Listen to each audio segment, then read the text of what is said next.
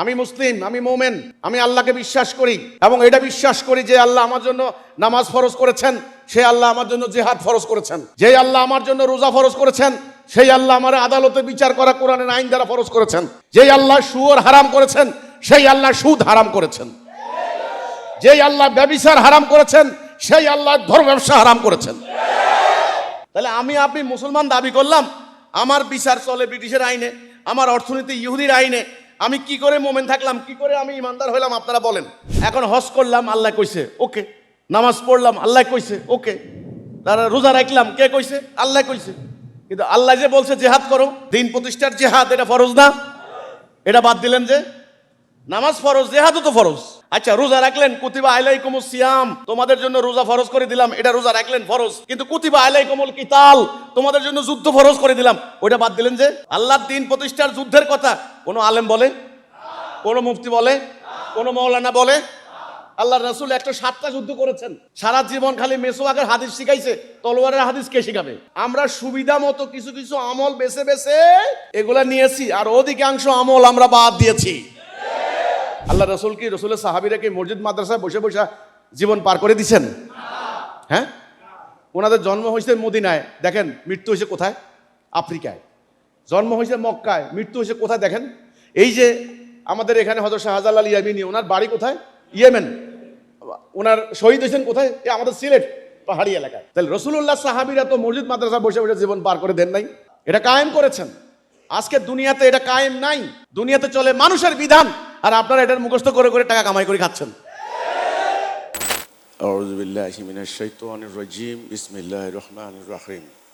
সবাইকে আন্তরিক সালাম, মোবারকবাদ। সালামু আলাইকুম রহমতুল্লাহি ওয়া বারাকাতুহু। আল্লাহ রাসূল যখন নবুয়ত পেলেন, সমস্ত ইতিহাসে আসছে ওনার বয়স তখন 40 বছর। উনি হেরা গুহায় ধ্যান করতেন। কি ধ্যান করতেন? আল্লাহকে পাওয়ার জন্য মানুষ যায় মক্কার কাবা ঘরে, আর কাবা ঘরের মুতওয়াল্লি ওনারা, ওনার পরিবার। সারা দুনিয়ার মানুষ যায় কাবা ঘরে আল্লাহকে পাওয়ার জন্য। রাসূল গেলেন হেরা গুহায়, কারণটা কি? তাহলে প্রশ্ন আসে নাই কখন আপনাদের মনে? এর উত্তরটা আমি এখানে দিয়ে দিচ্ছি। কাবা ঘরটা ইব্রাহিম আলাইহিস সালাম, এই যে কোরবানি দিলেন আপনারা, ইব্রাহিম আলাইহিস সালাম ওনার পুত্র ইসমাইলকে নিয়ে কাবা ঘরটা পুনর্নির্মাণ করলেন। এটা আগে থেকেই ছিল। নির্মাণ করে এই কাবা ঘরটা ছিল একমাত্র আল্লাহর ইবাদত করবে, একমাত্র আল্লাহর আনুগত্য করবে। সারা যারা তাওহীদের উপরে ঈমান আনবে, আল্লাহর একমাত্র উলুহিয়ার উপর ঈমান আনবে, তাদের ঐক্যবদ্ধ হওয়ার জায়গা হলো কাবা। এই কাবা যখন ধীরে ধীরে ধীরে ধীরে ধীরে ধীরে 4000 বছর পরের ঘটনা, এই হাজার হাজার বছরের কাল পরিক্রমায় আল্লাহর ঘর কাবাকে কেন্দ্র করে একটা স্বার্থান্বেষী ধর্ম ব্যবসায়ী গোষ্ঠী গড়ে উঠছে। নবী করিম সাল্লাল্লাহু আলাইহি সাল্লাম দেখলেন এদেরকে বললে এরা ফিরবে না, এরা গোত্রে গোত্রে মারামারি, খুনাখুনি, ধর্মকে নিয়ে ব্যবসা, গোত্রীয় আভিজাত্য, অহমিকা, অহংকার, এই গোত্র ওই গোত্রের মারে, ওই গোত্র ওই গোত্রের মারে, আর গোত্রের পরিচিতির জন্য মূর্তি বসাইছে। সবাই মিলা ধর্মজীবন পালন করে। লাতের পূজারী এক গোত্র, মানাতের পূজারী আরেক গোত্র, উজ্জার পূজারী আরেক গোত্র, বহু এলাহ, বহু হুকুমদাতা এরা বানাই নিছে। ফলে এই জায়গার যে পবিত্রতা, এটা ক্ষুণ্ণ হয়েছে। রাসূল তখন নিরিবিলি নীরবের একান্তে প্রভুর সান্নিধ্য অর্জনের জন্য এমন একটা জায়গা নির্বাচন করলেন যেখানে কোনো জোট ঝামেলা নাই, মানুষের কোনো সংস্রব নাই। তিনি বাছাই করলেন হেরা গুহায়। ওই পাহাড়ের নাম জাবালে নূর, এখনো কিন্তু আছে, ওই গারে সওর, খুব গুরুত্বপূর্ণ ওই জায়গাটা। সেখানে নবী করিম সাল্লাল্লাহু আলাইহি সাল্লাম যখন বার্তা পেলেন, প্রথম বার্তা, এই বার্তা মানে মেসেজটা কে দিল? আল্লাহ। রাসূলুল্লাহ বার্তা বাহক, আরেক বার্তা বাহক হচ্ছেন জিবরাইল আলাইহিস সালাম। প্রথম বার্তাটাই হলো ইকরা বিইসমি রাব্বিকাল্লাযী খালাক, পড়ুন আপনার প্রভুর নামে। তাইলে প্রভুকে, একমাত্র প্রভুকে মানুষ ভুলে গিয়েছে।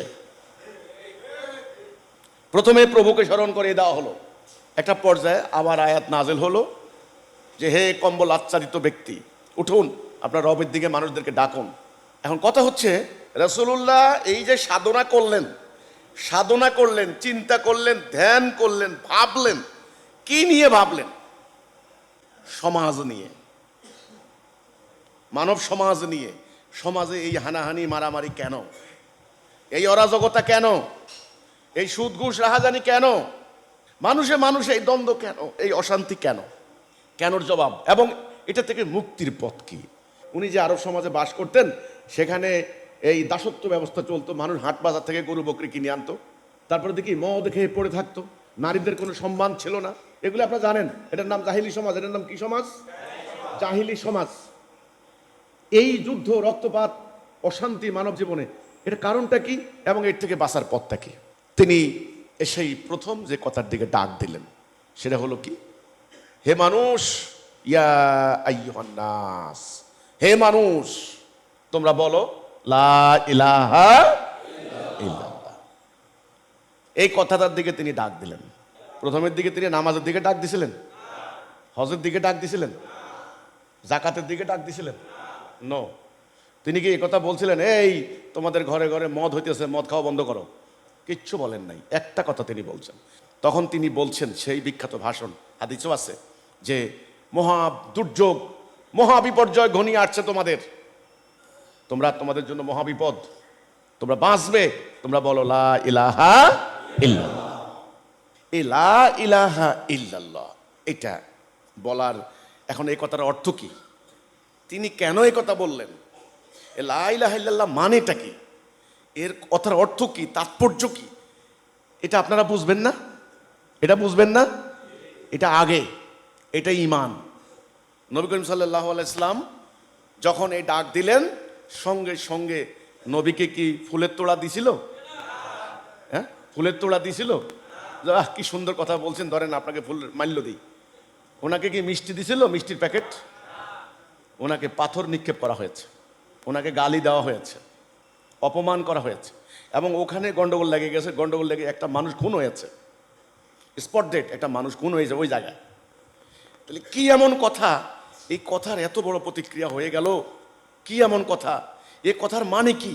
এ কথা দিয়ে তিনি কি বুঝাইতে চাইলেন? এটা আমরা এখন বুঝে নিব না? বুঝে নিব না? মক্কার ওই কাফেররা কি হজ করতো না? ওরা আগে থেকে হজ করতো। এই ইতিহাসগুলি জানতে হবে আমাদেরকে, নাইলে বুঝবেন না, আমাদের এই সমাজের সাথে মিলিতে পারবেন না। মক্কার লোকগুলো আগে থেকে এরা হজ করতো, এরা নামাজ পড়তো, এরা খাতনা করতো, কোরবানি দিত, এরা এদের নাম আব্দুল্লাহ রাখতো, আল্লাহর প্রতি বিশ্বাস ছিল এদের। কোরআন বলে, পবিত্র কোরআন সাক্ষ্য দেয় ছিল। তাহলে এরা এত কিছু থাকার পরেও এদেরকে ইমানের দাওয়াত দিতে হলো কেন?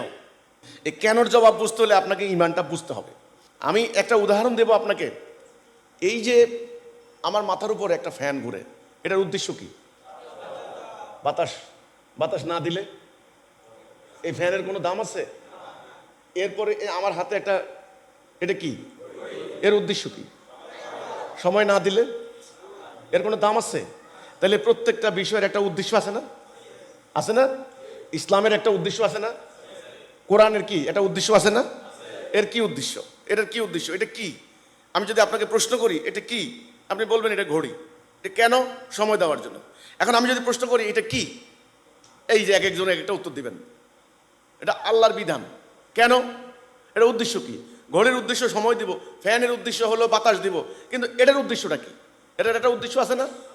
এটা যে এই যে পর্যায়ক্রমে 23 বছর ধরে ধরে নাজেল করা হলো একজন মহামানবীর উপরে, এর একটা উদ্দেশ্য আছে না? সে কি উদ্দেশ্য?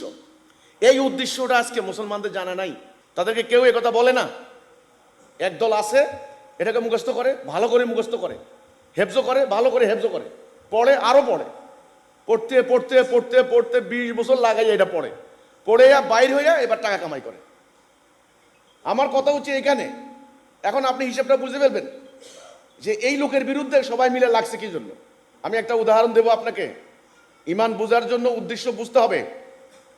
ধরেন একটা গাড়ি সরকার আপনাকে দিয়েছে, গাড়ি যাতায়াত করতে পারেন না, বিশ্ববিদ্যালয়ের যাওয়ার জন্য স্টুডেন্টদের জন্য সরকার একটা গাড়ি দিছে। গাড়িটা ধরেন জার্মানি থেকে আনছে, অনেক দামি গাড়ি, গাড়িটার দাম 10 কোটি টাকা। তো গাড়িটার উদ্দেশ্যটা কি আপনি বলেন তো দেখি? গাড়িটারে চালাইয়া গন্তব্যে যাবেন, তাই না? লক্ষ্য হাসিল করবেন, তাই না? আপনি কি করলেন? গাড়িটার উদ্দেশ্য বুঝলেন না, না বুঝে আপনি গাড়িটারে গ্যারেজে রেখে দিলেন। গ্যারেজে রেখে দিয়া গাড়ির ভিতরে কতগুলো সিস্টেম আছে, সেটা হলো এসি সিস্টেম আছে, গান শোনার ব্যবস্থা আছে।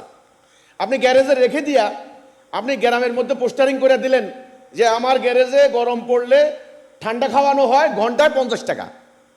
আপনি গাড়িটারে গ্যারেজে রেখে দিয়ে আপনি এসি চালাইয়া ঘন্টায় 50 টাকা ইনকাম করা শুরু করে দিলেন। আপনার জীবন গেল, আপনার পোলার জীবন গেল, আপনার মানে নাতিপুতির জীবন গেল, আপনার 14 পুরুষ গেল। এই গাড়ি কোনোদিন গ্যারেজ থেকে বেরও করেন নাই, এটা গন্তব্যেও যাওয়া হয় নাই, খালি টিকিট বেশি বেশি খালি খাইছে খালি। আপনারা বলেন তো দেখি, এই গাড়িটা কি এই বসায় বসায় টিকিট বিক্রি করার জন্য? আমার উদাহরণটা বুঝছেন নাকি বুঝেন নাই? ক্লিয়ার হয়েছে ব্যাপারটা? তাহলে এটা কি জন্য? আবার বলি, এই ফ্যান কি জন্য? বাতাস দেওয়ার জন্য। বাতাস না দিলে কোনো দাম নাই রে ভাই। তাহলে এটা কি জন্য? এইটা উত্তর দিতে হবে, একটা উত্তর, সবাই মিলে একটা উত্তর। আজকে 240 কোটি মুসলমান, 240 কোটি। আমাদেরকে এই কথাগুলি কেউ ভাবাই নাই, ঠিক আছে? 57টা রাষ্ট্র মুসলমানদের, আমরা মার খাচ্ছি। আমাদের কোথাও কিন্তু কোনো স্বাধীনতা নাই, কোনো মুক্তি নাই। 8 কোটি মুসলমান উদ্বাস্তু। আমাদের এই ভাবনার মধ্যে কেউ দেয় না এই কথাগুলা।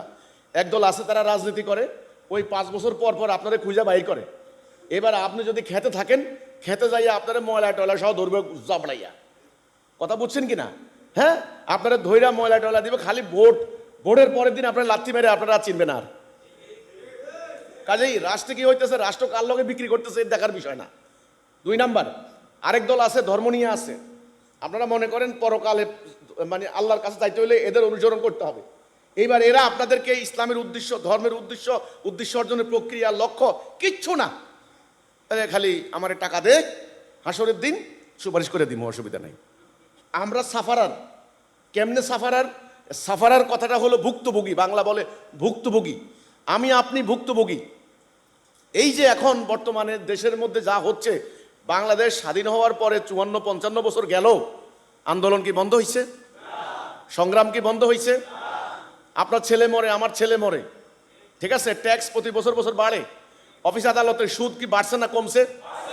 ঘুষের টাকা বাড়ছে না কমছে? আদালতে মামলা বাড়ছে না কমছে? গ্রামে গঞ্জে মারামারি, অশান্তি, খুনাখুনি বাড়ছে না কমছে? কালকে রাত্রের 11টা বাজে একটা নিউজ পাইলাম, টাঙ্গাইলে 2 গ্রামের সংঘর্ষে গ্রামকে গ্রাম, বাড়িকে বাড়ি আগুন দিয়ে জ্বালাই দিছে। থানা নাই ওখানে, পুলিশ নাই ওখানে, এরা বেতন খায় না, লাভ নাই। রাস্তা বাইর হন, পকেট কাটে নিয়ে যাব, কোনো কথা নাই। মলম পাটি অজ্ঞান করে থুয়ে দিব, কোনো কেউ আপনার ফিরেতে পারবে না, কেউ ফিরেতে পারবে না। জমি 1 ডিসিম কিনতে যাবেন, আপনার টাকা খাইতে খাইতে খাইতে খাইতে আপনার শরীরে রক্ত রাখবে না। আর এই আগুনের মধ্যে বাস করেন আপনারা, আপনাদের বোধ শক্তি চলে গেছে। উলাইকে কাল আনাম বাল হুম আদাল্লু, পশুর বোধ নাই। এই যে গরু কিনে নিছেন, গাভীর বাছুরের জবাই করে খাইতেছে, গাভী তারপরও ঘাস খায়, ওর কোনো বোধ নাই। রাসূলুল্লাহর উপরে যখন ওহী নাযিল হয়েছিল, ওনাকে যখন প্রথম জিবরাইল আমিন বলছিলেন ইকরা, উনি বলছিলেন কি? আমি তো পড়তে পারি না। সোজা উত্তর, আমি তো পড়তে পারি না। আবার বলছেন পড়েন, আমি তো পড়তে পারি না। কেন? মক্কার পড়ুয়া লোক ছিল না? জ্ঞানী লোক ছিল না? বড় বড় আলেম ছিল না? আল্লামা শায়েখ কি ছিল না? ছিল। আল্লাহর পছন্দ কি ভুল হইছে? বাছাই কি ভুল হইছে? সিলেকশন কি ভুল হইছে? যে আমি এমন একজনকে সিলেকশন করলাম, নিজে লেখা জানে না, পড়া জানে না, মায়ের পেটে বাপ মারা গেছে, এতিম। আর আরবের তৎকালীন ওই গোত্রীয় সমাজে এতিম হওয়া আর এই সমাজে এতিম হওয়া এক না। সমাজ ব্যবস্থা বুঝতে হবে। রাষ্ট্র ব্যবস্থা ছিল না, সরকার ছিল না, কিচ্ছু নাই, তখন গোত্রটাই হলো মেইন। ওখানে এতিম হওয়া মানে দুনিয়াতে অসহায় হয়ে যাওয়া। তা আল্লাহর কি পছন্দের ভুল হইছে? বাছাই থেকে ভুল হইছে? এই অহংকারটাই করছিল আবু জাহেলরা। আল্লাহ আর লোক পাইল না, তোমারে দিছে। তাহলে এটার উদ্দেশ্য কি? এটার উদ্দেশ্য হচ্ছে এটাকে কায়েম করে, এটা গাড়ির উদ্দেশ্য কি? চালাইয়া গন্তব্যে যাওয়া। এটা ফ্যানের উদ্দেশ্য কি? বাতাস দেওয়া। ঠিক এর উদ্দেশ্য কি? এর উদ্দেশ্য হচ্ছে এটাকে কায়েম করে, এটাকে কার্যকরী করে, এটাকে প্রতিষ্ঠা করে শান্তি, সুবিচার, ন্যায় বিচার, মানবতা, মানবাধিকার প্রতিষ্ঠা করা। মানুষ যেন দরজা খুলে ঘুমাতে পারে। এটা হলো দ্বীনের মূল, দ্বীনের আসল। ইসলাম মানে কি? যেখানে ইসলাম কায়েম হবে সেখানে হবে ন্যায় বিচার, জাস্টিস, রুল অফ ল, মানবাধিকার, সাম্য, সুবিচার। মানুষে মানুষে কোনো ভেদাভেদ নেই, রক্তপাত নেই, সমাজের দয়া মায়া পূর্ণতা। এটা ধর্মের মূল, এটা আসল। এটা গাছের যদি শিকড় না থাকে গাছ মরা গাছ। ধর্মের দ্বীনের মধ্যে যে কোনো ধর্মের যদি এই জিনিসটা হারিয়ে যায় তাহলে ওটা ধর্ম না, ওটা ধর্মের নামে খোলস। এখন বলেন, এটা হলো আল্লাহর বিধান, এটা কার বিধান? আল্লাহ এটা কেন দিছেন?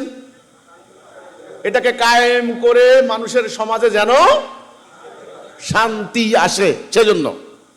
শান্তি যদি না থাকে তাইলে এই বিধান কায়েমের কি উদ্দেশ্য বলেন তো দেখি?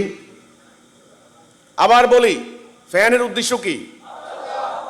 বাতাস যদি না দেয়, ফ্যানের ডানা আছে, বাটি আছে, কয়েল আছে, বাতাস দেয় না।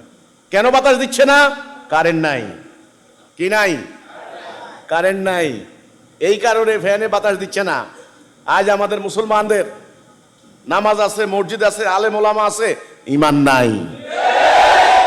কি নাই? ঈমান নাই। সাংঘাতিক কথা, ভয়ঙ্কর কথা।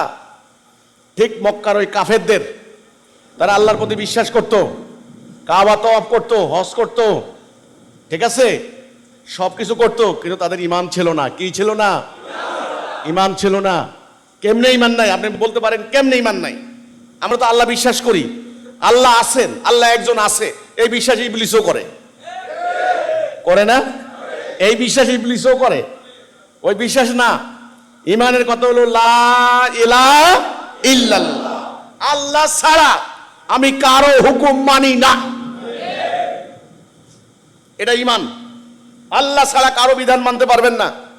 আল্লাহ সুবহানাহু ওয়া তাআলা যখন খলিফা হিসেবে আদমকে বানাইলেন তখন সমস্ত ফেরেশতাদেরকে বললেন সেজদা করো। সবাই সেজদা করলো, ইবলিস সেজদা করে নাই। আল্লাহ বললেন, ইবলিস সেজদা করলি না কেন? বলছে, ও হচ্ছে মাটি, আমি হচ্ছে আগুন। আবা ওয়াস্তাকবারা ওয়া কানা মিনাল কাফিরিন।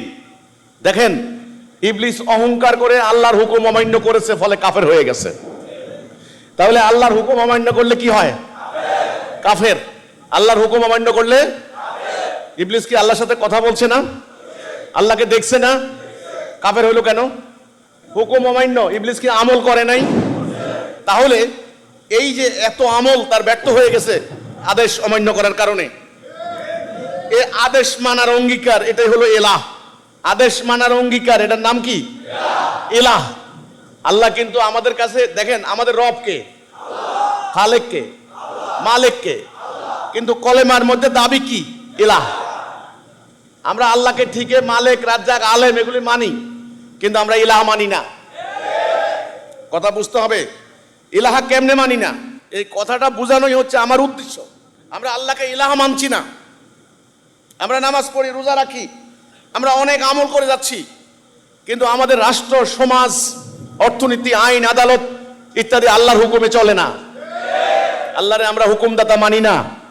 আল্লাহ রাব্বুল আলামিন যখন ইবলিসকে বের করে দিলেন তখন ইবলিস বলেছিল যে আমি তোমার দেওয়া সিরাতুল মুস্তাকিমের ডাইনে বামে ওঁত পেতে বসে থাকবো। আল্লাহ বললেন, যা, তোকে আমি সুযোগ দিলাম, ক্ষমতা দিলাম। আল্লাহ ইবলিসকে ক্ষমতা দিলেন এই মানুষকে রন্ধ্রে রন্ধ্রে ঢুকার, প্ররোচিত করার, ওয়াসওয়াসা দেওয়ার, ইনস্টিগেশন করার এই সুযোগ আল্লাহ দিয়েছেন। এখন ইবলিস কি করবে? এই মানব জাতিকে আল্লাহ দেওয়া পথ থেকে সরাবে। কথা পরিষ্কার হলো কিনা? এটা ইবলিসের কাজ। আর আমাদের কাজ হলো আমরা আল্লাহ দেওয়া পথে থাকবো। আমাদের সামনে এখন পথ কয়টা? এই দুনিয়া আমাদের জন্য পরীক্ষা ক্ষেত্র। আমাদের সামনে রাস্তা কিন্তু দুইটা। রাস্তা কয়টা? দুইটা। এই রাস্তার নাম সিরাতাল মুস্তাকিম, আর এই রাস্তার নাম দলালা।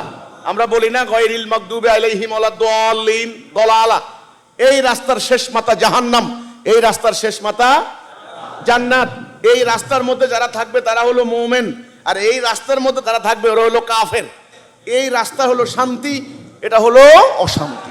তাহলে দেখেন পথ কিন্তু দুইটা, ডাইন বাম, সত্য মিথ্যা, ন্যায় অন্যায়, ধর্ম অধর্ম, সিরাতুল মুস্তাকিম দলালা, মোমেন কাফের। এবং রাস্তার শেষ মাথা দুইটা। এই পথে যারা চলবে ওরা যাবে কোথায়? জান্নাতে। আর এই পথে যারা চলবে তারা যাবে কোথায়? জাহান্নামে। একদম পরিষ্কার, মধ্যখানে আপনি। এখন আপনার সামনে এই প্রশ্ন আসছে, আপনি কি এদিকে যাবেন নাকি এদিকে যাবেন? Up to you.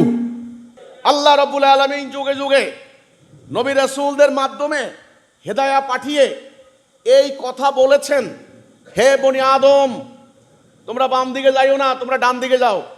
হে বনি আদম তোমরা ইবলিসের আনুগত্য করো না, আল্লাহর আনুগত্য করো। আচ্ছা বলেন তো, একজন শিক্ষকের মূল কাজ কি? এই যে সরকার যে শিক্ষক নিয়োগ দেয়, লেখাই থাকে শিক্ষক নিয়োগ পরীক্ষা। আচ্ছা এই শিক্ষকের মূল কাজটা কি বলেন তো দেখি? পোলাপাইনদেরকে পড়ানো। সরকার আবার বিজ্ঞাপন দেয় সেনাবাহিনীতে ভর্তি চলছে, তাহলে কাজ কি? যুদ্ধ করা। যার যে কাজ, এটা তার মূল ইবাদত। এবার আসেন, এই পৃথিবীতে আমার আপনার মূল কাজ কি? আল্লাহর খেলাফত করা। আমরা আল্লাহর খলিফা। কার খলিফা? আল্লাহর খলিফা। আমাদেরকে যখন খলিফা হিসেবে ঘোষণা করা হয়েছিল তখন ফেরেশতারা বলেছিল এরা ফাসাদ সাফাকুদ্দিমা করবে, এরা অন্যায় অবিচার করবে। আমাদের মূল কাজ হচ্ছে আল্লাহর খেলাফত করা। আমরা যেন আল্লাহর খেলাফত করতে না পারি, আমাদের প্রধান শত্রু হবে ইবলিস। কথা ক্লিয়ার কি না? এখন আপনারা এই প্রশ্নটা এখানে বুঝতে হবে, এই দুনিয়াতে আমার মূল কাজ কি? আল্লাহর খেলাফত। এই দুনিয়াতে আমার মূল কাজ কি? আল্লাহর খেলাফত। এই কথাটা সারা জীবন মনে রাখতে হবে। এই কথাটা মনে রাখার নামে জিকির। ফাসকুরুনি আসকুরুকুম ওয়াশকুরুলি ওয়ালা তাকফুরুন। আমার জিকির করো, আমি তোমার জিকির করব। এই জিকির মনে রাখা, স্মরণে রাখা, সর্ব অবস্থায় এটা না ভোলা। তাইলে দুনিয়াতে আমরা কার খলিফা? আচ্ছা খলিফা মানে কি? এই শব্দগুলো আমি বলতেছি, দেখেন এগুলা কিন্তু দুঃখজনক। এগুলা কোনো ওয়াজ মাহফিলে বয়ানে হয় না। আপনি খালি ঘন্টা ধরে টাকা দিবেন, উনি টাকা নিয়ে হেলিকপ্টারে চলে যাবো। আপনি আসলটা বুঝলেন না, আপনার জীবনের উদ্দেশ্যটাই বুঝলেন না। খালি মাসলা মাসাইলের জ্ঞান দিয়ে তো আপনি জান্নাত যেতে পারছেন না। এই দুনিয়াতে আপনার জীবনের মূল উদ্দেশ্য কি? আল্লাহর খেলাফত করা। এই খেলাফত মানে কি? খলিফা মানে প্রতিনিধি, খেলাফত মানে প্রতিনিধিত্ব করা। আল্লাহ সুবহানাহু ওয়া তাআলা পাহাড় পর্বত গ্রহ নক্ষত্র বৃক্ষরাজি এগুলো তৈরি করছেন, একটা উদ্দেশ্য আছে। এই যে কোরবানিতে গরু জবাই করে খাইলেন না, এই গরুকে বানানো হয়েছে গরু আপনার জন্য। আপনি গরুরে খাবেন, গরুরে সিদ্ধ করে খাবেন, গরুর চামড়া দিয়ে জুতা বানাইবেন। ওকে, গাভীর দুধ খাইয়া পুষ্ট হইবেন, তার একটা উদ্দেশ্য আছে। মাছের বানাইছে, মাছের একটা উদ্দেশ্য আছে না? গাছের একটা উদ্দেশ্য আছে না? গাছ কাইটা আপনি লাকড়ি বানাবেন, ফার্নিচার বানাইবেন, অক্সিজেন দিবেন, আপনারা সার্ভিস দিয়ে যাচ্ছে। এই যে বৃষ্টি হয়েছে, এর একটা উদ্দেশ্য আছে না? মরা জমিনকে জিন্দা করবেন, ফসল হবে, এই যে আল্লাহ বলছেন কোরআনে। আচ্ছা উদ্দেশ্য আছে। মাটির একটা উদ্দেশ্য আছে না? সূর্যের একটা উদ্দেশ্য আছে না? তাহলে এই সৃষ্টি জগতের সব কিছুর একটা উদ্দেশ্য আছে, আছে কি না? আপনার উদ্দেশ্য কি? কোনোদিন এই কথা মনের মধ্যে আসে নাই? এই যে 80টা বছর নাতি পুতি পোলা পাইয়া কতগুলো জন্ম দিয়ে চলে গেলেন, কি উদ্দেশ্য? আমাদেরকে রচনা পড়াইছে দ্য এইম ইন লাইফ। আমার জীবনের উদ্দেশ্য, আপনার জীবনের উদ্দেশ্য কি? 80টা বছর এই যে আপনি টনে টনে খানা খাইলেন, এই যে আল্লাহর সমস্ত সৃষ্টিকে ব্যবহার করলেন, আর কলা গাছের মতো কারা কতগুলা দিয়ে চলে গেলেন, উদ্দেশ্য কি? উদ্দেশ্য হাসিল হয়েছে? এই প্রশ্ন করছেন কোনোদিন? আমি যে কেন দুনিয়াতে আসলাম, কি আমার সৃষ্টির উদ্দেশ্য, কেন আমাকে পাঠানো হয়েছে, কি আমার কাজ ছিল, এই কাজটা কি আমি করেছি, আমার দ্বারা কি উদ্দেশ্য হাসিল হয়েছে? এই প্রশ্ন কি করেছেন কোনোদিন? এই প্রশ্নের কোনোদিন কোনো আলেম আপনাদের মনের ভিতরে প্রশ্ন দিয়েছে? কেন দিল না? টাকা তো অনেক দিছেন, কেন দিল না? দেয় নাই বলেই আল্লাহ রাব্বুল আলামিন তাদের কর্তৃত্বকে অস্বীকার করেছেন। এই কথাটা এখন মনে করতে হবে। এটা এক নাম্বার। আপনার জীবনের, আমার জীবনের উদ্দেশ্য। আপনাকে আল্লাহ সৃষ্টি করেছেন কেন? আপনার সৃষ্টির উদ্দেশ্য আমি আবার বলি, ফ্যান কোম্পানি বানিয়েছে, এর উদ্দেশ্য হচ্ছে বাতাস দেবে। বাতাস না দিলে আপনি কোম্পানিতে ফোন দিবেন, আরে ভাই 10,000 টাকা দিয়ে ফ্যান কিনে আনলাম, আপনার ফ্যান বাতাস দিচ্ছে না কেন? টেলিভিশন কিনে আনেন, উদ্দেশ্য কি? খবর দেখবেন। টেলিভিশন যদি খবর না দেখেন, আপনি দোকানদারের ঘাড়ে চড়বেন। একটা ফ্রিজ কিনে আনেন ঠান্ডা হওয়ার জন্য, ফ্রিজ ঠান্ডা হচ্ছে না, দোকানদারকে ফেরত দিবেন না? যেই উদ্দেশ্যে পণ্য বানায়, আমাদের সমস্ত সৃষ্টিকর্তা আল্লাহ রাব্বুল আলামিন এই সমস্ত গ্রহ নক্ষত্র বৃক্ষরাজি তরুলতা একেবারে অণু পরমাণু প্রত্যেকটা প্রাণীকুল অক্সিজেন হাইড্রোজেন নাইট্রোজেন সব সৃষ্টি করেছেন একটা উদ্দেশ্যে। উদ্দেশ্যটা হলো এরা সবাই মিলে আপনারে সার্ভিস দিবে। প্রেসিডেন্ট আপনাকে নিয়ে গেলেন, নিয়ে যাইয়া বললেন এই যে দেখো এই যে লোকটা পাশে বসা আছে এই লোকটা হলো মালি, এটা তোমার বাগান ঠিক করবে, ফুলের বাগান ঠিক করবে। ওই লোকটা তোমার রাঁধুনি, তোমার রান্না করে দিবে। এই লোকটা তোমার ধোপা কাপড় চোপড় ধুয়ে দিবে। এরকম 100 লোকের পরিচয় করে দিল, এটা তোমার বাড়ি, এটা তুমি থাকবে, এখানে পানি ঝর্ণা গোসল করবে, এখানে এটা তুমি করবে। আপনি প্রশ্ন করবেন না মহারাজ আমার কি কাজ, আমার কি কাজ, আমার যে এত সুবিধা দিতে আছেন আমার কি কাজ? প্রশ্ন করবেন না, করবেন না? মহারাজ উত্তর দিলেন তুমি আমার প্রতিনিধি, আমার যে কাজ তোমারও সেই কাজ। প্রতিনিধি মানে কি? মালিকের যে কাজ প্রতিনিধির সেই কাজ। তখন বলবেন তাহলে আপনার কি কাজ, আমার কি কাজ? এবার রাজা বলবেন আমি যে কাজটা করি রাজ্য পরিচালনার জন্য, শাসন করি, এই বাড়িটা শাসন তুমি করবে আমার পক্ষ থেকে। এখন শাসন করতে হলে কার হুকুম দিয়া করতে হবে? রাজার হুকুম দিয়া। আরে ভাই এই বাড়িতে সে কার প্রতিনিধি হয়েছিল? রাজার। সমস্ত সার্ভিস দিচ্ছে রাজার হুকুমে, তার হুকুমে না। আল্লাহ রাব্বুল আলামিন খালি হুকুম দেওয়ার লগে লগে খালি এক হাটের গরুর গুতা খাইয়া বাঁচতে পারবেন না। এক হাটের গরুর গুতা বাঁচার সাধ্য নাই আপনাদের। এক হাটের গরু খালি আল্লাহ রাব্বুল আলামিন যদি খালি ওদেরকে কমান্ড করেন যে খালি গুতা সব তীরে, কিন্তু সে শুয়ে যাচ্ছে। আপনার পায়ের নিচে যত পিঁপড়া আছে খালি পিঁপড়া, চোখে দেখা যায় না, খালি হুকুম দিবে। এখানে 2 মিনিটও বাঁচতে পারবেন না একটাও। ওই রাজা আর মহারাজা রাজাদিরাজ রব্বুল আলামিন তার হুকুমে খলিফাকে সেবা দিয়ে যাচ্ছে। কিন্তু খলিফার কি কাজ? মহামূল্যবান তথ্য, মহামূল্যবান শিক্ষা, মহামূল্যবান জ্ঞান এটা দুনিয়া থেকে হারিয়ে গিয়েছে। এটা আল্লাহ সুবহানাহু ওয়া তাআলা অতীব দয়া করে জামানার ইমামের উসিলায় আল্লাহ আমাদেরকে দান করেছেন, আলহামদুলিল্লাহ। আবার বলি, ফ্যানের ডানা আছে, কয়েল আছে, বাটি আছে, যদি কারেন্ট না থাকে এটা ঘুরবে? বাতাস দিবে? ঠিক তেমনি আলেম আছে, উলামা আছে, হাদিস আছে, কোরআন আছে, মসজিদ আছে, মাদ্রাসা আছে, ঈমান নাই। ঈমান না থাকার কারণে ইসলামের যে উদ্দেশ্য সেই উদ্দেশ্য হাসিল হচ্ছে না। তাহলে লা ইলাহা ইল্লাল্লাহ হচ্ছে ইসলামের আত্মা, ইসলামের প্রাণ। লা ইলাহা ইল্লাল্লাহ কি? ইসলামের আত্মা, ইসলামের প্রাণ, ইসলামের ভিত্তি। এটা না থাকলে ইসলাম যে উদ্দেশ্য সেই উদ্দেশ্য হাসিল হবে না। ইসলামের উদ্দেশ্য হচ্ছে মানব জীবনে শান্তি, বাস। তাহলে আল্লাহ কি চান আর ইবলিস কি চায়? অশান্তি। আল্লাহ কি চান, ইবলিস কি চায়? এই দুনিয়াতে কি আল্লাহর খেলাফত করবেন না ইবলিসের? আপনারা কি এই দুনিয়াতে কি আল্লাহর আনুগত্য করবেন না ইবলিসের আনুগত্য করবেন? আপনারা কি শান্তি চান না অশান্তি? শান্তি। আচ্ছা বলেন তো, মানুষ কি কেউ গরমে থাকতে চায়? আসলে এটা মানুষের প্রকৃতি বিরুদ্ধ। মানুষ শান্তি চায়, আরাম চায়, ছায়া চায়, ফল ফলাদি খাইতে চায়, সুখী শান্তি থাকতে চায়, উত্তম সঙ্গী উত্তম সঙ্গিনী নিয়ে থাকতে চায়। কাটা জমির ভিতরে হাঁটতে চায় মানুষ না। এটা কিন্তু ব্যাপারটা বুঝতে হবে আপনাকে। যদি আমি এখন খুব মজাদার শরবত দিই আর একটা তিতা তিতা কঠিন তিতা, খাবে না কেউ। পোলাপাইনটা ওষুধের কারণে থাপড়ে মাইরে খাওয়ায়। তো মানুষের প্রাকৃতিক ডিমান্ড, মানুষ জাহান্নাম যাইতে চায় না, মানুষ জান্নাতে যেতে চায়, পরকালে স্বর্গে যাইতে চায়, সুখে থাকতে চায়, ইহকালেও সুখ পরকালেও সুখ। এখন কথা হচ্ছে এই 2 জীবনে যদি আপনি সুখ পাইতে চান, শান্তি পাইতে চান, তাহলে একটা মাত্র অঙ্গীকার করতে হবে, সেটা হচ্ছে লা ইলাহা ইল্লাল্লাহ মুহাম্মাদুর রাসূল। আমি আল্লাহর বিধান ছাড়া কারো বিধান মানি না। বিধান মানব কার? হুকুম মানব কার? আনুগত্য করব আল্লাহ। আমি আল্লাহর খলিফা, সুতরাং আমি আল্লাহর আনুগত্য করব এই দুনিয়াতে। এটা হলো আমাদের একেবারে বেসিক বক্তব্য, মেইন বক্তব্য, আসল বক্তব্য। এখন দুনিয়ার মানুষ আল্লাহর এই হুকুম বাদ দিয়ে তারা নিজেরা হুকুমদাতা হয়ে গিয়েছে। এখন দুনিয়ার মানুষ ডান দিকে নাই, বাম দিকে। এখন দুনিয়ার মানুষ মোমেনের সংজ্ঞার মধ্যে নাই, কাফেরের সংজ্ঞার মধ্যে পড়েছে। কোরআনে আল্লাহ বলেছেন, ওমাল্লাম ইয়াকুম বিমা আনজালাল্লাহু ফাউলাইকাহুমুল কাফিরুন, যারা আল্লাহর হুকুম দ্বারা বিচার ফয়সালা করে না তারা কাফের। আপনি বলেন আমাদের এই বাংলাদেশ কত পার্সেন্ট মুসলমান বলে? 92, 90, ওকে 90% মুসলমান। আচ্ছা, মুসলমানের দেশে আমরা বিশ্বাস করি কোরআন আল্লাহর বিধান না? আল্লাহর বিধান। তো লা ইলাহা ইল্লাল্লাহ মানে কি? আল্লাহর বিধান ছাড়া আমি কারো বিধান।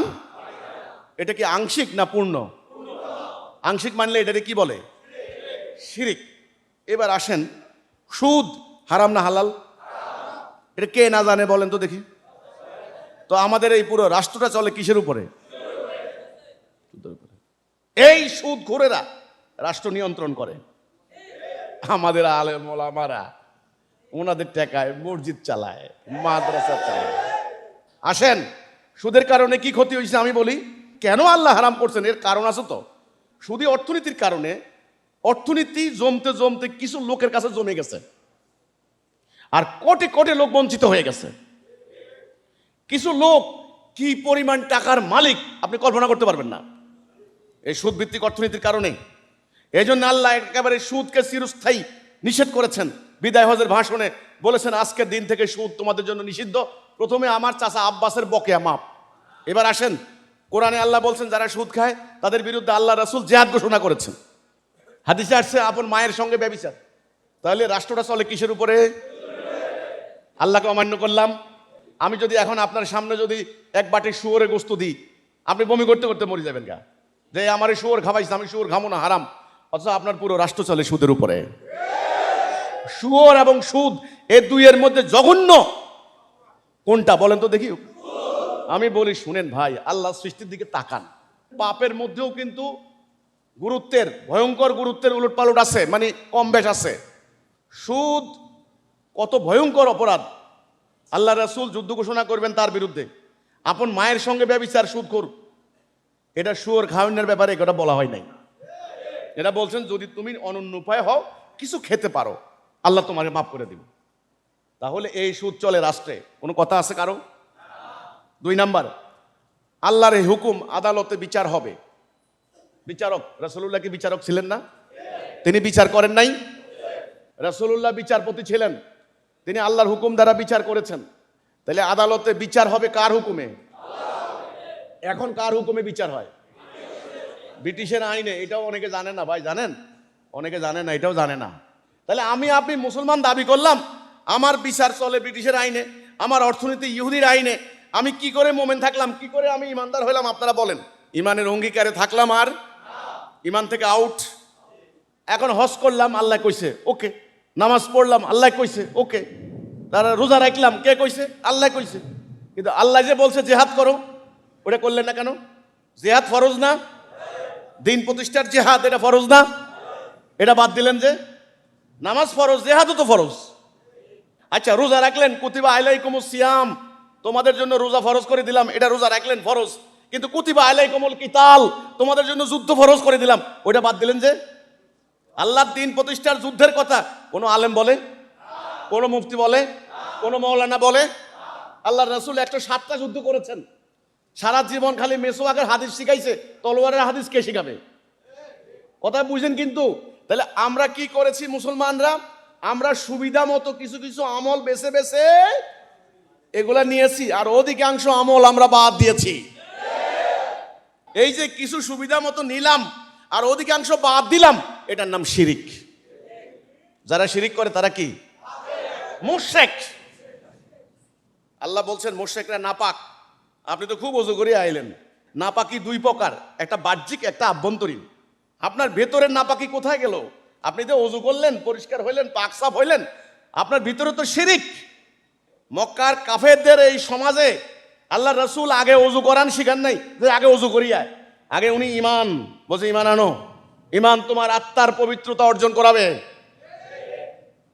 ইমান যখন আপনি আনবেন, আল্লাহ ছাড়া আমি কারো আনুগত্য করব না, আল্লাহ ছাড়া আমি কারো হুকুম মানব না, তখন আপনার কালবে, আপনার হৃদয়ে, আপনার মন মস্তিষ্কে, আপনার চিন্তাধারায় ইবলিসের আনুগত্য বাদ দিবেন আপনি। তখন কার আনুগত্য করবেন? আল্লাহর আনুগত্য করলে ফলটা কি হবে? শান্তি। এই ফ্যানের উদ্দেশ্য কি? বাতাস। উদ্দেশ্য হলো বাতাস। যা কিছু তৈরি করছে, ডানা দিছে, বাক্স দিছে, কয়েল দিছে, উদ্দেশ্য কিন্তু বাতাস। এই বাতাসের জন্য শর্ত হচ্ছে কারেন্ট লাগবে, ইঞ্জিন চালানোর জন্য শক্তি লাগবে, কারেন্ট। ঠিক তেমনি শান্তির জন্য ঈমান লাগবে। কি লাগবে? ঈমান। সেই ঈমান কি? লা ইলাহা ইল্লাল্লাহ মুহাম্মাদুর রাসূলুল্লাহ। আল্লাহর হুকুম ছাড়া কারো হুকুম মানি না। আমাদের কি ঈমান আছে না নাই? এই কথাটা কি আপনি বুঝছেন? কেমনে ঈমান নাই? কেমনে ঈমান নাই? আমি আবার বলি, আমরা আল্লাহরে বিশ্বাস করি। এই বিশ্বাস ইবলিসেরও ছিল। এই বিশ্বাস হিন্দু, খ্রিস্টান, বৌদ্ধরাও করে, ইয়াহুদিরাও করে, অন্য জাতীয় বিশ্বাস করে। এখানে বিশ্বাসের ব্যাপার না, এখানে কলেমার কথা হচ্ছে লা, মানে মানি না। আল্লাহ ছাড়া কারো হুকুম মানতে পারবেন না আপনি, এটা হলো ঈমান। কথা ক্লিয়ার হয়েছে কিনা? এই কথা মোতাবেক আপনারা বলেন, আপনারা রায় দেন। আমরা যে মুসলমান দাবি করি, আমাদেরকে আসলে ঈমান আছে? ঈমান আছে? আমাদের ঈমান নাই। এখন আমাদের কর্তব্য কি পাড়ায় পাড়ায় মসজিদ বানানো? বলেন আপনারা। আমাদের কর্তব্য এখন ঈমান আনা। ঠিক আল্লাহ রাসূল যে ঈমানের দাওয়াত দিয়েছেন, এই ঈমান। আল্লাহর হুকুম ছাড়া কারো হুকুম মানি না। আমি মুসলিম, আমি মোমেন, আমি আল্লাহকে বিশ্বাস করি এবং এটা বিশ্বাস করি যে আল্লাহ আমার জন্য নামাজ ফরজ করেছেন, সে আল্লাহ আমার জন্য জিহাদ ফরজ করেছেন। যে আল্লাহ আমার জন্য রোজা ফরজ করেছেন, সেই আল্লাহ আমার আদালতে বিচার করা কোরআনের আইন দ্বারা ফরজ করেছেন। যে আল্লাহ সুদ হারাম করেছেন, সেই আল্লাহ সুদ হারাম করেছেন। যে আল্লাহ ব্যভিচার হারাম করেছেন, সেই আল্লাহ ধর্ম ব্যবসা হারাম করেছেন। ধর্মের নামে ব্যবসা এটা হারাম। আংশিক মানলাম, আংশিক মানলাম না, এটা শিরক। কাজে এখন থেকে আমি ঈমান আনলাম ফিসিল মে কাফা, মানে পূর্ণরূপে। নো, এখন থেকে আমি পুরোপুরি ঈমান আনলাম। আমি আল্লাহর হুকুম যেখানে যেখানে আল্লাহ যে কথা বলেছেন, যেখানে যেটা হারাম করেছেন ওটা হারাম। দুনিয়ার কোন মোল্লা মুন্সি এটা হালাল করতে পারবে না। আল্লাহ যেটা হারাম করেছেন ওইটা হারাম, আল্লাহ যেটা হালাল করেছেন ওইটা হালাল। হারাম হালালের এই মানদণ্ড কে দিয়েছেন? ন্যায় অন্যায়, বৈধ অবৈধের মানদণ্ড কে দিয়েছেন? আল্লাহ। এই হচ্ছে কথাটা। অর্থাৎ এটা দুইটা মিলাইয়া, বৈধ অবৈধ, জায়েজ নাজায়েজ, হারাম হালাল, দুইটা মিলাইয়া তার হুকুম। করো, এটা কার হুকুম? আবার কইরো না, এটা কার হুকুম? তাইলে দুইটাই আছে, ইয়েস নো। করো, করো না। সালা করো, জিহাদ করো, দান করো, এটা কি? করো, আদেশ। করো না, সুদ খাইও না, ঘুষ খাইও না, ব্যভিচার করো না, ধর্মের নামে বিনিময় নিবা না, এটা নিষেধ। তাইলে আদেশ, নিষেধ।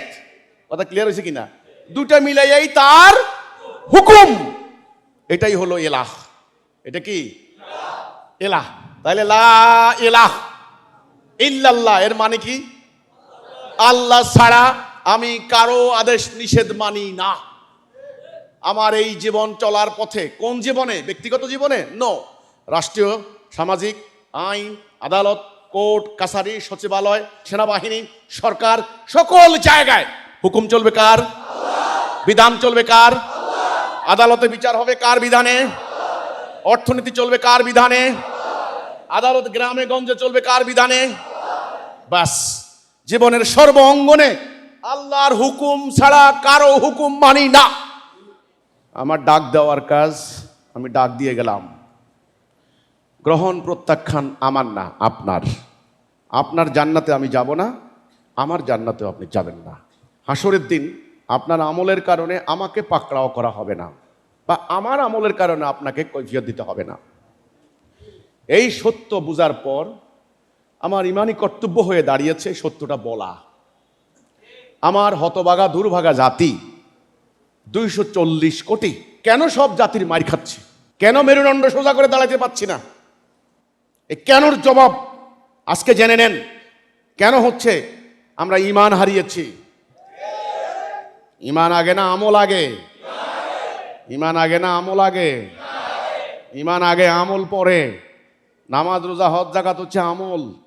তবলিগে যান খালি আমল শিখায়, মাদ্রাসা যান খালি আমলের জন্য মাসালা শিখায়। আমল, আমল পরে। নবীর নবুয়তি জীবনের 23 বছরের 13 বছর ঈমানের দিকে ডাক দিছেন, নামাজের হুকুম দেন নাই। নামাজ পড়বে মুমেন, যার ইমান আছে সে। এক লেখেন, একের পিঠে শূন্য দেন, কত হইব? 10। আরেকটা শূন্য দিলে কত হইব? একই যদি না থাকে, আপনাকে জান্নাতে নিবে কিসে? ইমানে না আমলে? জান্নাতে নিবে কিসে? ইমানে। আমল জান্নাতের স্তর বৃদ্ধি করবে। আরে আগে জান্নাতে যাবেন তো আগে নাকি? মান কালা লা ইলাহা ইল্লাল্লাহ ফাদাখালাল জান্নাহ। এ লা ইলাহা ইল্লাল্লাহ, কোন লা ইলাহা ইল্লাল্লাহ? আবার বলি, যে লা ইলাহা ইল্লাল্লাহ ঘোষণার মধ্য দিয়ে মানুষের তৈরি সমস্ত তন্ত্র মন্ত্র বিধানকে প্রত্যাখ্যান করে একমাত্র আল্লাহর বিধান মানার আনুগত্য শিখায়, এটার নাম লা ইলাহা ইল্লাল্লাহ। এই লা ইলাহা ইল্লাল্লাহ বলেন, দেখেন মুরগির রান কয়টা দেয় না পাথর দেয়। দেখেন রাসূল মাইর খাইছেন, আমরা কিভাবে খাবো? আমরা তো সেই একই সুন্নত যদি পালন করেন। মুসলমান হবে এক জাতি। কয় জাতি? এক জাতি। আল্লাহ কয়জন? নবী কয়জন? কোরআন, কাবা ঘর একটা। তো পুরো মুসলমান হবে কয় জাতি? নেতা হবে কয়জন? এই সূত্র কি বুঝতে কোনো অসুবিধা হচ্ছে? আজকে কি মুসলমান ওই অর্থে কি জাতি আছে? জাতি আছে কি না? এটা কাগজ, এটা একটা কাগজ, এক জাতি। একটা কাগজ, এক জাতি। ধরেন এটার উদ্দেশ্য হচ্ছে লেখা। আমি লিখব, আমি তখনই আমি লিখতে পারবো যদি এটা পুরো একটা থাকে। এখন আমি এটার মধ্যখানে দুটো টুকরা করে ফেললাম, লেখার সম্ভাব্যতা আরো আরো করলাম, আরো করলাম, আরো করলাম। এটা আসলে কি হয়ে গেল? লাস্টে আবর্জনা। আবর্জনা হয়ে যাওয়ার পর এই টুকরা যদি বলে আমি ঠিক, তুই কাফের, এর কোনো দাম আছে? এই ছোট্ট টুকরা দিয়ে কি লেখার উদ্দেশ্য হাসিল হবে? লেখার উদ্দেশ্য, আমি আবার বলছি, ইসলামের একটা উদ্দেশ্য আছে, নবীর আগমনের একটা উদ্দেশ্য আছে, কিতাব নাজিলের একটা উদ্দেশ্য আছে। উদ্দেশ্য হচ্ছে মানুষের সমাজের অন্যায় অবিচার অশান্তি দূর করে শান্তি কায়েম করা। এই উদ্দেশ্য হাসিল হবে না। আজ পৃথিবীতে সবচাইতে টুকরো টুকরো হয়ে যাওয়া হতভাগা জাতি মুসলমান। হাজার হাজার পীর, এক এক পীরের এক এক তরিকা। মানুষকে খালি ডাকে আমার দিকে আসো, আমাদের দলে আসো, আমাদের দলে আসো। শত শত হাজারো দল, প্রত্যেকটা দল ডাকে আমার দিকে আসো, আছে না? এরপরে আছে রাজনৈতিক দল। এক দল ক্ষমতায় যায়, ইচ্ছা মতে বাকি দলদেরকে পিটাইয়া মাইরা মামলা দিয়া দেশ থেকে বাইর করে দেয়, যেন ক্ষমতার ধারে কাছে আসতে না পারে, ভিড়তে না পারে। এইবার এরা আবার আন্তর্জাতিক জাতীয় সমস্ত মহল টাকা পয়সা সমস্ত একত্রিত করে নামে মাঠে, এইবার এদেরকে পিটাইয়া মাইরা কাইটা দেশ থেকে বাইর করে দেয়। মধ্যকারে কষ্টে আছে কে? পাবলিক। এই পাবলিক বললাম এই জন্য, এটা আল্লাহর বান্দা তো। এই পাবলিকদেরকে, মানে আল্লাহর এই বান্দাকে, এই মানব জাতিকে এই ইবলিসের এই ষড়যন্ত্রের হাত থেকে বাঁচানোর জন্যই মুহাম্মদ রাসূলুল্লাহর আগমন হয়েছিল। এটাই হলো ইমানের উদ্দেশ্য, এটাই হলো কিতাবের উদ্দেশ্য। এটারে আপনি মুখস্থ করে করে টাকা কামাই করবেন, এটা এই উদ্দেশ্য নয়, এটা এই উদ্দেশ্য নয়। এখন কি হচ্ছে বলেন? এটা কায়েম হচ্ছে? কায়েম হবে না। এটা করতে হলে ঐক্যবদ্ধ হইতে হবে। কি হইতে হবে? ঐক্যবদ্ধ হইতে হবে। এবার আসেন, আপনাকে আমি কতগুলা বীজ দিলাম, বীজ ধরেন ধানের বীজ, উন্নত মানের ধান। আমি বললাম যে এই বীজটা দিলাম, এখন আপনি এটারে বস্তা ভরে গোলার মধ্যে নিয়ে ঘুমায় রইছেন। এটা কি আপনি কি ভাত খাইতে পারবো আপনার বংশ? এটাকে রোপণ করতে হবে না? চারা গজাইলে চারারে পানি সার দিতে হবে না? যত্ন করতে হবে না? এরপরে না নির্দিষ্ট সময় পরে যাইয়া ফল পাবেন, রেজাল্ট পাবেন। এখন এই যে এটা আল্লাহ রসুলকে দিছেন, রসুল কি করছেন এটা পাইয়া? ঘুমাইছেন? তিনি রক্ত দিছেন, তিনি লড়াই করছেন, তিনি সংগ্রাম করছেন, তিনি গাছের লতা পাতা খাইছেন, শত্রুর আঘাতে আঘাতে জর্জরিত হয়েছেন, হইয়া তিনি এটা কায়েম করছেন ওই আরব সমাজে। ফলে সমাজের চেহারা পাল্টে গেছে, জুলুম বন্ধ হয়ে গেছে, অত্যাচার বন্ধ হয়েছে, নারী নির্যাতন শেষ, মাদকতা শেষ। এই যে উদ্দেশ্য, এই উদ্দেশ্য হাসিলের জন্য রাসূলুল্লাহ সারা জীবন লড়াই করেছেন, এটা কায়েম করার জন্য। এখন আপনারা কি এই দিনটাকে, এই আল্লাহর দেওয়া বিধান, কোরআনের বিধান, এই বিধান দিয়ে সমাজ চলুক, রাষ্ট্র চলুক, এটা কি আপনারা চান? এই কর্মসূচি অন্য কারো নাই, অন্য কেউ করবে না। আমি আবার বলছি, ওনারা আমাদের খুব সমালোচনা করে, খুব সমালোচনা করে। তাহলে আপনারা যে এই যে মসজিদে মাদ্রাসায় বসে বসে আমাদের সমালোচনা করছেন, আল্লাহ রসুল কি, রসুলের সাহাবীরা কি মসজিদ মাদ্রাসায় বসে বসে জীবন পার করে দিছেন? হ্যাঁ, ওনাদের জন্ম হয়েছে মদিনায়, দেখেন মৃত্যু হয়েছে কোথায়? আফ্রিকায়। জন্ম হয়েছে মক্কায়, মৃত্যু হয়েছে কোথায়? দেখেন এই যে আমাদের এখানে হযরত শাহজালাল ইয়ামিনী, ওনার বাড়ি কোথায়? ইয়েমেন। ওনার শহীদ হয়েছেন কোথায়? আমাদের সিলেট পাহাড়ি এলাকায়।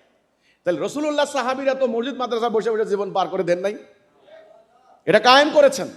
আজকে দুনিয়াতে এটা কায়েম নাই, দুনিয়াতে চলে মানুষের বিধান, আর আপনারা এটার মুখস্থ করে করে টাকা কামাই করে খাচ্ছেন। এবার দিন কায়েম করতে হলে মুখের কথায় হবে না, মুখের কথা দিন কায়েম হবে না। আপনি বললে কি কায়েম হয়ে যাবে? কায়েম হয়ে যাবে? জিনে এত সহজ না। এই যে পোলা পাইনে একটা আন্দোলন করছে না হাসিনার বিরুদ্ধে, বৈষম্য বিরোধী, বৈষম্য থাকবে না। ইউনূসে আনার পরে কি বৈষম্য বাড়ছে না কমছে? বাড়ছে। কেন? কেন? কারণ আছে। আন্দোলন করলে হবে না কেবল, আপনি একটারে পরিবর্তন করিয়া আরেকটা কি রোপণ করবেন সেটা থাকা চাই, সেটা তো লাগবে তো নাকি? আপনি আপনি একটা জমি পরিষ্কার করলেন, ঘাস পরিষ্কার করলেন, কিন্তু ঘাস পরিষ্কার করে জমির মধ্যে যে রোপণ করবেন সেই উন্নত মানের বীজ তো থাকা লাগবে আপনার কাছে, এটা নাই। এই জন্য আল্লাহ রাসূল মক্কার ওই সমাজের বিরাজিত অন্যায়, অবিচার, অশান্তি দূর করার জন্য ওই সমাজের যে বিরাজমান বিধান এটাকে অস্বীকার করেছেন আগে, এটাকে অস্বীকার করে এটাকে বাদ দিয়ে আল্লাহ দেওয়া বিধান কায়েম করেছেন। আমরা বলেছি আল্লাহর এই বিধান কায়েম করা ছাড়া মানুষ শান্তি পাবে না। আল্লাহর এই বিধান কায়েম করা ছাড়া মানুষ ঘরেও শান্তি পাবে না, রাষ্ট্রেও শান্তি পাবে না, বাজারেও শান্তি পাবে না, আপনার হলো আদালতেও শান্তি পাবে না, কোথাও শান্তি পাবে না। এটা আমরা বলেছি আল্লাহর এই বিধান একমাত্র শান্তির গ্যারান্টি। এটার প্রমাণ আল্লাহ রাসূল এটা কায়েম করে শান্তি কায়েম করেছেন। আজ মুসলমানরা আল্লাহর এই বিধানকে খালি মুখস্থ করে করে পার করে দিচ্ছে, কিন্তু এটা কায়েম করছে না। ধরেন আপনি ডাক্তারের কাছে গেলেন, আপনার মাথা ব্যথা, রাতে ঘুম হয় না, হাঁটু ব্যথা, পেটে ব্যথা, কিছু খাইলে হজম হয় না।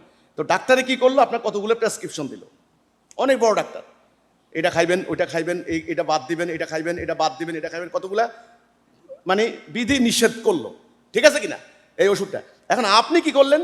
সকালবেলা ভোরবেলা উঠে এটা ভালো করে 3 বার মুখস্থ করেন, রাতে ঘুমানোর আগে আবার 3 বার মুখস্থ করেন। আপনি ভালো হবেন বলেন তো দেখি? আমগো দশা সেটা হয়েছে না? সেটা হয়েছে কিনা? আল্লাহ কইছে সুদ বন্ধ কর, রাষ্ট্রে চলে সুদ, আপনি সুদের আয়াত খালি মুখস্থ করেন আর মুখস্থ করেন আর মুখস্থ করেন আর মুখস্থ করেন। সুদ বন্ধ করতে হবে না? মুখের কথায় বন্ধ হবে? রাষ্ট্র ক্ষমতা লাগবে। কি লাগবে? রাষ্ট্র ক্ষমতা। কি লাগবে? রাষ্ট্র ক্ষমতা। রাষ্ট্র ক্ষমতা কি ছেলের হাতের মোয়া নাকি? হ্যাঁ, গুলগুল্লা গুলগুল্লা দিয়া দিব আপনারে খালি। ওই ক্ষমতার লাগে কত বেড়া যে কামড়া কামড়ি করতে আছে। হ্যাঁ, এত সোজা না। এই বিধান কায়েম করতে হলে কি লাগবে? রাষ্ট্র ক্ষমতা। কি লাগবে? রাষ্ট্র ক্ষমতা। এটা তো বুঝার ঘিলুও তো নাই। এখন বলে রাষ্ট্র ক্ষমতা আমগো দরকার কি? আমরা রাজনীতি বাজনীতি বুঝি না বাবার এইগুলা। রাষ্ট্র ক্ষমতা লাগবে, রাষ্ট্র ক্ষমতা ছাড়া দিন কায়েম করতে পারবেন না আপনি, এটা মনে রাখবেন। এখন রাষ্ট্র ক্ষমতা যদি আপনাকে দিন কায়েম করতে হয় তাহলে আপনাকে ঐক্যবদ্ধ হইতে হবে, জিহাদ করতে হবে। 5 দফা কর্মসূচি। কয় দফা কর্মসূচি? 5 দফা। 1 নাম্বার ঐক্য, ঐক্যবদ্ধ হইতে হবে। 2 নাম্বার ডিসিপ্লিন। 3 নাম্বার একজন নেতার আনুগত্য করতে হবে, একজন নেতার। 4 নাম্বারে হিজরত। হিজরত মানে আলাদা হওয়া, আলাদা হইতে হবে, আলাদা। আরে ভাই, ভাতের মধ্যেও তো মরা ধান, মরা কঙ্কর, কণা, এগুলি কি আপনারা ফেলে দেন না? আলাদা করেন না? আল্লাহ কোরআনে বলছেন কি, কুনতুম খায়রা উম্মতি উখরিজাত লিন-নাস, এই যে আলাদা। আল্লাযিনা আমানু ওয়া হাজারু ওয়া জাহাদু ফি সাবিলিল্লাহ, যারা ঈমান আনে হিজরত করে, এই হিজরত। হিজরত মানে হিজরান থেকে আলাদা। রাসূলুল্লাহ ওই সমাজে কাফেরদের থেকে মুমিনদেরকে আলাদা করেছেন, আলাদা করে কাফেরদের বিরুদ্ধে লড়াই করেছেন, তবে দিন কায়েম হয়েছে। এখন হিজরত করতে গেলেই তো গ্রামে লাগবে গন্ডগোল। খলিলের বাপ সারা বছর নামাজ পড়ছেন আঙ্গুল লগে, এখন হঠাৎ করে কার বুদ্ধিতে আঙ্গুল পিছনে নামাজ ছাড়ি দিয়েছেন। খলিলের বাপে কইব হিজবুত তৈদের কইছে তোমার পিছনে নামাজ পড়া যাইব না, এই তো এইবার হিজবুত তৈদের ইমামরে ধর, মার, খা, কাট। এইটা ঘটনা কিন্তু ভালো করে বুঝতে হবে, বুঝার আছে। সোজা কথা হলো, যারা তাওহীদে আসবে না তাদের সাথে আমাদের কোনো ধর্মীয় সম্পর্ক চলবে না, শেষ। এটা হিজরত। 5 নম্বরে জিহাদ। 5 নম্বরে কি? জিহাদ। জান মাল দি জিহাদ, জানও দিতে হবে, মালও দিতে হবে। এইবার আসেন, জান মাল দিতে তৈয়ার কিনা? এই জায়গার মধ্যে আইসা ধরা, জানও দিব আবার মালও দিব। হায় হায়, কয় কি? সবও দিতে হবে। রাসূলুল্লাহ সাহাবীরা সব দিয়েছেন। তবে মোমেন, জান্নাত যাবে কে? মোমেন। আর জাহান্নাম যাবে কে? কাফের। আল্লাহ সাহায্য করবেন কাকে? মোমেনকে। আল্লাহ সাহায্য করবেন কাকে? মোমেনকে। আল্লাহ ওয়ালি, অভিভাবক কার? মোমেনের। ফেরেশতা সাহায্য করবে কাকে? মোমেনকে। মানুষ দুই প্রকার, মোমেন, কাফের। সেই মোমেনটা কে? কি করলে মোমেন হবেন? এই সূরা হুজুরাতের 15 নম্বর আয়াত। প্রথমে আল্লাহ রাসূলের প্রতি ঈমান, লা ইলাহা ইল্লাল্লাহ মুহাম্মাদুর রাসূলুল্লাহ, 1 নাম্বার। 2 নম্বরে এই ঈমান প্রতিষ্ঠার জন্য জানমাল দিয়ে জিহাদ। এই জিহাদ আপনাদের করতে হবে, জিহাদ করা ফরজ। এ কথা এই পর্যন্ত কেউ বলেছে আপনাদেরকে? হ্যাঁ, একদল বলে আত্মার বিরুদ্ধে জিহাদ, আরেকদল বলে নির্বাচনের জিহাদ। নো, দিন কায়েম করার জিহাদ, ওটা ফরজ আপনাদের উপরে। এখন কি আপনি বুঝতে পারছেন যে এই হুজুরের গোষ্ঠীগুলো আমার বিরুদ্ধে কি জন্য লাগছে?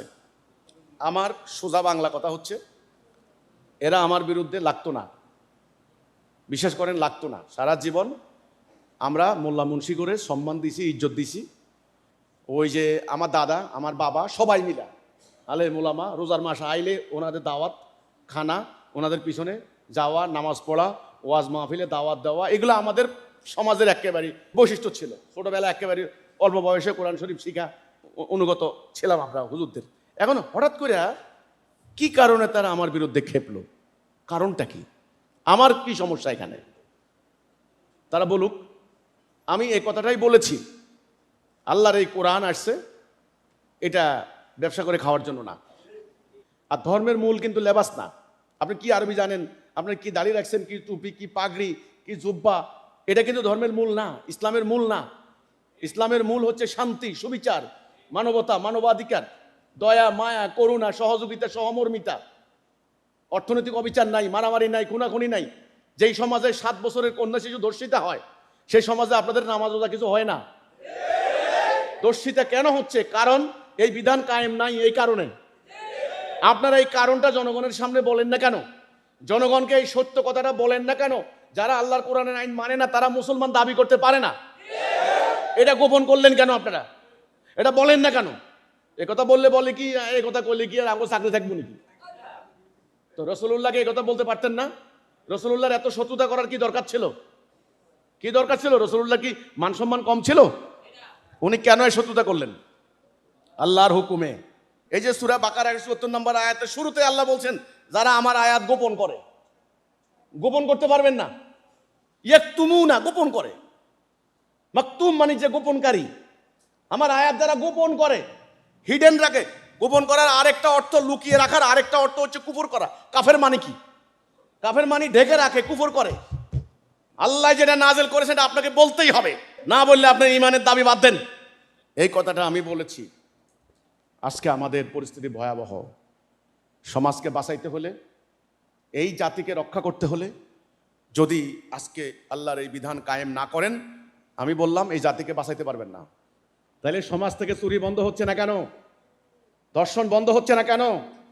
অন্যায় বন্ধ হচ্ছে না কেন? নামাজ রোজা কি কম হচ্ছে? বন্ধ হবে না। এটা কায়েম না করা পর্যন্ত ওইটা বন্ধ হবে না। এটা কায়েম করতে হবে। এটা কায়েম করতে হবে, মানে আল্লাহর বিধান কায়েম করতে হবে। আমার বক্তব্য হচ্ছে, ইনারা আল্লাহর এই বিধান কায়েম করার কোনো কর্মসূচির মধ্যে নাই। এই হচ্ছে ব্যাপারটা। আমার কথা হলো, আমি মুসলিম, আমি আইন মানবো আল্লাহর। আমার দেশ চলবো কোরআনের আইনে। আমার জাতি হবে একটা, নেতা হবে না একজন। দুনিয়াতে আমরা মাথা উঁচু করে দাঁড়াবো। আজকে বলেন, সত্য করে আল্লাহকে বলেন, 18 কোটি 17 কোটি মুসলমান আমেরিকার ডোনাল্ড ট্রাম্পের হুকুমের বাইরে যাওয়ার কোনো ক্ষমতা আছে? এই যে ডক্টর ইউনূস একটা চুক্তি করে গেছে, সবাই বলে এই চুক্তি গোলামি চুক্তি। তারেক জিয়ার এই ক্ষমতা আছে চুক্তি অস্বীকার করা? তাহলে আমাদের এখন প্রভু কে? ওরা প্রভু, ওরা যাদের প্রভু আল্লাহ, তারা কারো কাছে মাথা নত করতে পারে না। কিন্তু তোমরা মাথা নত করতে হবে, মাথা নত করতে হবে। এই জন্য তোমাদের এই যে রাজনৈতিক গোষ্ঠী এবং আমলাতন্ত্র, এগুলা দুর্নীতিবাজ, এগুলা তোমাদের সম্পদ লুণ্ঠন করে তোমাদের দেশটাকে বিলিয়ন বিলিয়ন ডলারের ঋণগ্রস্ত করেছে। তোমাদের এখন বাজেট চলবে না ওদের টাকা ছাড়া, আর ওরা টাকা দিব, সুদ বসাই দিব। তোমাদের রাস্তায় গাড়ি চলবে ওদের দেওয়া ব্রিজ, টোল দিতে হবে, হাজার হাজার টাকা টোল দিবা, ট্যাক্স দিবা। ওরা বলছে আরো ট্যাক্স বাড়াও, আরো ট্যাক্স বাড়াও। কারেন্টের বিল 2000 টাকার কারেন্ট এখন লাগবে 5000 টাকা। তুমি সংসার চালাইতে পারবে না, তোমার জীবন দুর্বিষহ হয়ে উঠবে। ছোট্ট এক কেজি পাঙ্গাস মাছ 30 টাকা, মানুষ সেদিনকেও খাইছে 300 টাকা পাঙ্গাসের কেজি। এখন কেজি হবে না পাঙ্গাসের যে খানা, ওই খানা তৈরি করতে আনে ওই যে ট্যাক্স লাগে। তাহলে পুরো অর্থনীতি, পুরো বাণিজ্য নীতি, পুরো শিল্পনীতি, পুরো শিক্ষানীতি ওদের উপরে নির্ভরশীল। তুমি কি করলা? তোমারে শিখাইছে খালি নোয়াজ হড়, নোয়াজ হড়, নোয়াজ হড়, নোয়াজ হড় মানে নামাজ পড়ো। নামাজ পড়ে তুমি জান্নাত চলে যাইবা, এ কথা আছে কোথাও কোরআনে? দেখাও নামাজ পড়ে জান্নাত যাইবা, আছে কোথাও? জান্নাত যাওয়ার জন্য আল্লাহ বলছেন আমাকে জানমাল দিয়ে জিহাদ করো। জিহাদ করবেন কেন? দিন কায়েম করবা। দিন কায়েম করার পরে যে শান্তিটা আসবে, তারপর তুমি জান্নাত পাইবা। সালাত হচ্ছে যেই লোকটা দিন কায়েম করবে তার চরিত্র অর্জনের প্রশিক্ষণ। কথা ক্লিয়ার হয়েছে কিনা? সালাত কার জন্য? মোমেনের জন্য। সালাত কার জন্য? মোমেনের জন্য। আল্লাহ রাব্বুল আলামিন মোমেনকে বলছেন জিহাদ করো, জিহাদ করো 600 বার। সেই মোমেনকে বলছেন সালা কায়েম করো, সালা কায়েম করো। সেই মোমেনকে বলছেন রোজা রাখো, রোজা রাখো। সেই মোমেনকে বলছেন হজ করো। সেই মোমেনকে বলছেন আমার আইন দ্বারা বিচার করো। সেই মোমেনকে বলছেন চুরি করলে হাত কেটে দাও। তাহলে নামাজ কার জন্য? মোমেনের জন্য। আর মোমেনের কাজ কি? আল্লাহর বিধান কায়েম করা। আল্লাহর বিধান কায়েম করতে হলে মোমেনের কিছু চরিত্র লাগবে। সেই চরিত্রের জন্য 5 ওয়াক্ত নামাজের ব্যবস্থা। আমার কথা হলো আমরা মোমেন না। আপনি নামাজ পড়তে পড়তে জীবন পার করে দিলেন, নামাজের উদ্দেশ্য কি? নামাজের একটা উদ্দেশ্য আছে না? আরে ভাই, এই মসজিদের উদ্দেশ্য কি? আছে না উদ্দেশ্য? এই মসজিদ রাসূলুল্লাহ মসজিদে নববী বানিয়েছেন মসজিদে খালি নামাজ পড়ার জন্য? মসজিদে বিচার হইতো, ট্যাক্স কালেকশন হইতো, রাসূলুল্লাহ খুতবা দিতেন, রাসূল ছিলেন রাষ্ট্রপ্রধান, এখানে আদালত বসতো, কার ঘরে খাবার আছে না নাই, কেবিনা চিকিৎসা মারা যায়, এগুলোর হিসাব হইতো মসজিদে। আজ সেই মসজিদে থাকে তালা মারা, মসজিদের বাথরুমে থাকে তালা মারা, মসজিদের পানি থাকে তালা মারা। আমি নিজে চোখে দেখছি আরামবাগের এক মসজিদে সন্ধ্যাবেলায় কোনো পানি নাই, মানুষ লাইন ধরছে পানির জন্য। আমার নিজের চোখে দেখা। সন্ধ্যাবেলা আমি বললাম এত মানুষ কেন? সব বস্তির লোক। ওই হুজুরের দায়িত্ব ছিল পানির তালা মারা। হুজুর লাঠি একটা দিয়ে এদেরকে তালায়, ওরা ওই দুই পাশে ওই ন্যাংটা আদা ন্যাংটা পোলা ফাইন এগুলা লইয়া ওই পানির ড্রাম নিয়ে দৌড় মারে, খালি পানি দিয়ে দেয় না। হুজুরের লাঠি নিয়ে পিটায়, পিটাইতেছে, বলতেছে এগুলো অজু করার পানি, মুসল্লিরা অজু করবো কি দিয়া, তোরা যে পানি নিতে আসোস। এই মিয়া, এখানে কি ওই তৃষ্ণার্ত মানুষের তৃষ্ণা নিবারণ বড় না তোমার অজু করা বড়? এই পার্থক্য যেদিন বুঝবা সেদিন ধর্ম বুঝবা, এর আগে ধর্ম বুঝবা না। এই জন্য আল্লাহ সুবহানাহু ওয়া তাআলা পানি না থাকলে তায়াম্মুমের ব্যবস্থা রেখেছেন। তায়াম্মুম করে নাও, এবং তায়াম্মুমটা সংক্ষিপ্ত, কোনো বেশি কিছু না, হাতের কোনোই পর্যন্ত আর মুখমণ্ডল শেষ। তৃষ্ণার্ত লোকের পানি দাও। আমার নিজের চোখে দেখেছি ধর্ম হারিয়ে গেছে। ধর্মের যে উদ্দেশ্য, ইসলামের যে উদ্দেশ্য, কোরআনের যে উদ্দেশ্য, এটা নাই। লেবাস হয়ে গেছে ধর্ম, ওই শাস্ত্র পাঠ হয়ে গেছে ধর্ম। এটা নিয়ে এখন মারামারি, খুনাখুনি। আমার মতের সঙ্গে মিলে না, তোরে কোপাইয়া শেষ করে ফেলামু। ইসলাম, মোমেনরা কখনো এত অসভ্য জানোয়ার ছিলেন না। মোমেনরা কখনো এত উগ্র ছিলেন না। মোমেনরা কখনো বিশৃঙ্খল ছিলেন না। গুজবে কান না দিয়ে আটগা কিল কয়, আটগা কিল মোমেন জীবনে দিত না। একটা মানুষকে চড় দেবা, চড়ের একটা হিসাব আছে। মোমেন কি আটগা কিল দিতে পারে? আটগা কিল বুঝেননি? ওই হাটে গেছে আর কি, হাটে যাওয়ার পর দেখছে একজনে মিলে সবাই মারতে আছে, সেও ধৈর্য 2টা কিল দিল। বলে কিল দিলে গিলে সবাই মারে, এই জন্য আমি মারলাম। এটাকে মোমেন করতে পারে? আজকে এগুলো হচ্ছে কেন? ইমান নাই। কি নাই? ইমান নাই। কি নাই? ইমান নাই। আশা করি পরিষ্কার। তাহলে আমরা একটা বলতে পারি, দাড়ি আছে, টুপি আছে, পাগড়ি আছে, লেবাস আছে, আলেম আছে, মসজিদ আছে, মাদ্রাসা আছে, কি নাই? ইমান নাই। ইমান না থাকার কারণে ইসলামের যে উদ্দেশ্য হারিয়ে গেছে। আশা করি পরিষ্কার। আমরা আল্লাহ রাসূলের প্রকৃত ইসলাম প্রতিষ্ঠা করার জন্য দাঁড়িয়েছি। আমরা গুনাহগার সাধারণ মানুষ, আমাদের গুনাহের কোনো শেষ নাই, আমাদের কোনো এলেম নাই, ওই জ্ঞান নাই। কিন্তু এই মহাসত্য আল্লাহ দান করেছেন, আল্লাহ দান। আজ আপনাদের সামনে আমি এটা উত্থাপন করলাম, আসমান জমিনে হিজবুত তাওহীদ থেকে বড় সত্য আর নাই। আপনারা আসেন, আমাদের সাথে ঐক্যবদ্ধ হন, হয়ে আমরা সবাই মিলে ভাই ভাই হয়ে কাঁধে কাঁধ মিলে আল্লাহর এই বিধানকে জমিনে কায়েম করি, খেলাফতের দায়িত্ব পালন করি। এই দুনিয়া পার্মানেন্ট নয়, চলে যাব আমরা আল্লাহর কাছে। কার কাছে? আল্লাহর কাছে। এই দায়িত্বটা পালন করে চলে যাব, বলতে পারবো আল্লাহ এই দুনিয়াতে আমি কারো আনুগত্য করি না, একমাত্র তোমার আনুগত্য করেছি। আল্লাহ আমারে জানমাল যা দিছো আমি সব কোরবানি দিয়ে তোমার বিধান কায়েম করেছি। তোমার নবী সাহাবীরা যা করেছেন আমরা তাই করেছি। বাস আল্লাহর কাছে এই জবাবটুকু যেন আমরা দিতে পারি। আল্লাহ আমাদেরকে তৌফিক দান করুক।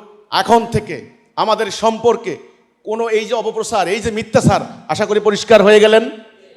আল্লাহ আমাদের সবাইকে দিন প্রতিষ্ঠার সংগ্রামে শামিল করুক। ওমা তৌফিকি ইল্লা বিল্লাহ।